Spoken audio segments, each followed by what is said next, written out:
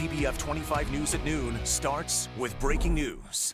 Breaking news here at noon. 7 West Palm Beach police officers surrendering in connection to a deadly crash that killed a mother and her pregnant daughter. It happened last summer, and it follows a months-long investigation into whether these officers violated pursuit policy. Thanks for joining us for WPBF 25 News at noon. I'm Stephen Graves. And I'm Tiffany Kenny. We have team coverage for you this afternoon. Reporters Nikita Ramos and Terry Parker are live outside the Palm Beach County Sheriff's Office with what we're learning about the case. We begin with Terry with new details about the crash. Terry?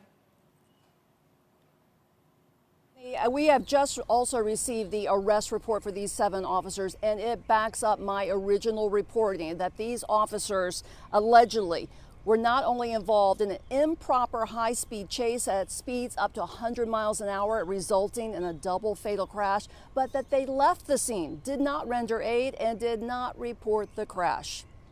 3 of the officers appeared in bond court this morning. Etienne Pierre was one of the drivers in the chase. Austin Danielovich also charged with leaving the scene of a deadly crash and obstruction of justice, as was Christopher Reckdahl. The courtroom was packed with their family members, as well as the families of the 2 victims, Marcia Porchette and her pregnant daughter, Janelle Woods. According to the probable cause affidavit, 3 West Palm Beach vehicles, including a marked car, began a pursuit of a Kia Stinger with possibly illegally tinted windows in West Palm Beach late last July.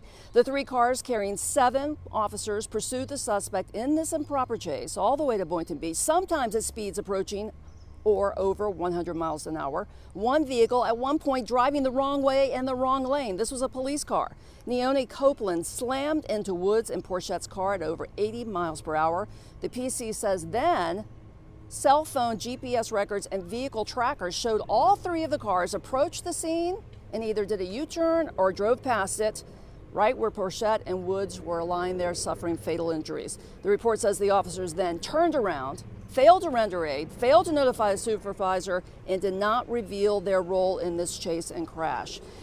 And as I reported previously, one source close to the investigation tells me that the officers fled the scene, one of them at least, at 100 miles per hour. It was only when Boynton Beach police then went back and looked at the videos around the crash and said, hey, what was West Palm Beach officers doing here? They contact West Palm Beach supervisors, and that's when their involvement in this fatal crash came to light. We're going to have much more on what happened in court today and where the other officers are and all of the details. But for now, we're going to find out exactly what those charges are. I go to my colleague, Nikita Ramos. Nikita, what happened? Yeah, and Terry, it was tense inside of that courtroom today as bond is now set for 3 of the 7 West Palm Beach police officers right here today at the Palm Beach County Courthouse. Now, inside of court, we saw for the first time officers Christopher Reckdahl, Austin Danielovich, and Pierre Etienne are all now being held on $125,000 bond each. They're each facing 2 felony counts of leaving the scene of a crash involving death and a felony count of official misconduct. Now, 4 other officers, Michael Borgen, William Loaiza, Brendan Stedfelt, and Darian Thomas, have been arrested on 1 felony count of official misconduct. In a statement, State Attorney Alexia Cox says that the police officers' actions are a disturbing betrayal of public trust and that the office will pursue justice wherever the facts and the law lead. So this day marks this appearance of these officers mark a very long process ahead that we, of course, will continue to follow.